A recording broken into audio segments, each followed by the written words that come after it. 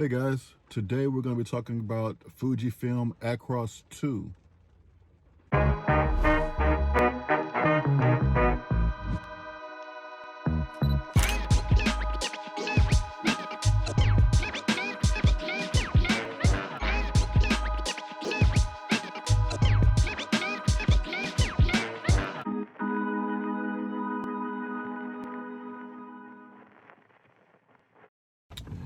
So today, well, first of all, I'm a week late on the video. I know that. I've been trying to put this video together for a few days, just haven't gotten it done like I wanted to yet. I had planned to kind of do this outside, but it's raining. Houston, bipolar weather has struck again. So it is, I think, thunderstorms and rain for the next 5 to 7 days or something like that. So I figured I'd just go ahead and do the video now. Hopefully the audio quality is not suffering too much. I am on my iPhone, but as you can tell, I forgot my AirPods. So we're making do with what we have. That's something we always talk about on this channel. Make do with what you have, just create something. So let's just jump into the film. About a year ago, I think last November, Fuji announced that they were re-releasing the Acros line and naming it Acros II.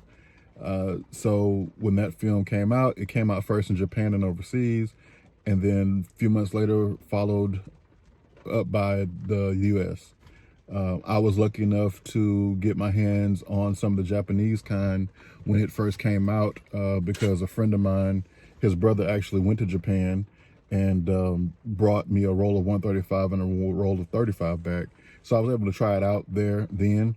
And at that point, it was just shooting it because it was a re-release new stock. I really wasn't thinking about doing it for YouTube or anything like that. So now that we have it here in the United States, I got my hands on some. And now I'm doing a review on it. The first thing that I noticed about the Acros is that I honestly think it should have been called like Acros, just Acros 2.0, not just Acros 2, because there's such a minute difference between the two, at least in my opinion, that it could have really been just regular Acros, just with a little bit more technology behind it as far as the sharpness goes. But to me, it looks and feels the same way as the original Acros. There's clear definition between the highlights and the shadows, especially when you're in areas where the light and the shadows are playing with each other. When you're downtown and there's light falling between buildings and stuff like that. It's perfect film for that. It's perfect film for black and white portraits with high contrast. It looks good. I'll throw in some portraits on that as well at the end of the video.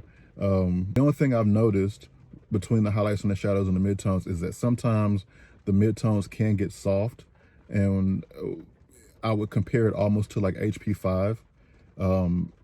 HP5 overall doesn't have a lot of contrast, and it tends to look more gray than dark black. And that's how your midtones tend to look sometimes if you're shooting them in an area where there's defined blacks and whites, and then there's like the shadow of a midtone. That's when you kind of notice that softness in that HP5, like the HP5 look. One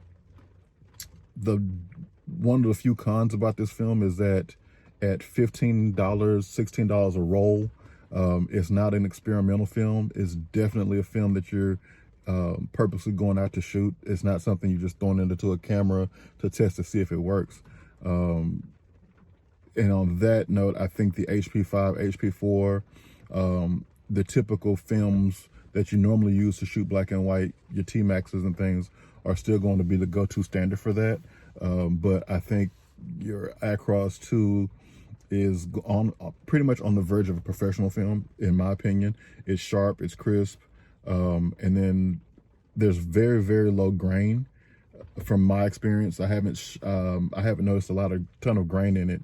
The grain structure is almost on par with Kodak Ektar, the color film. It's a really fine grain if there is any. I haven't noticed anything major, except for like once when I developed it at home and didn't wash all the silver off. That was the only time I actually got a lot of grain in it. But typically, the film is a really, really low grain film.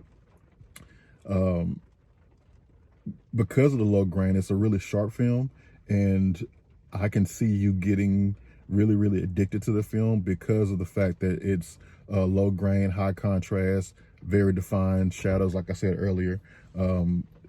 Honestly, it's probably in my top 3 as far as black and white films go, and one of my favorites overall. So it comes in 35mm and 120 format. So you can do your medium format and your normal 35mm if need be. I would love to see this film in a 4x5 format, but odds are we probably won't. But I would love to see it like that. It is a DX coated film, so if you're not using a flatbed scanner, but you have a your own automatic scanner like a Kodak F135, you shouldn't have any problem scanning it that way. On your flatbed scanner, just make sure that if you're getting it, that it's fully flat when you're scanning the flatbed. If not, you won't get the sharpness that you're looking for, or that you tend to find with this particular film. So having said all that, guys, I'm going to leave you with a few examples at the end of the video here.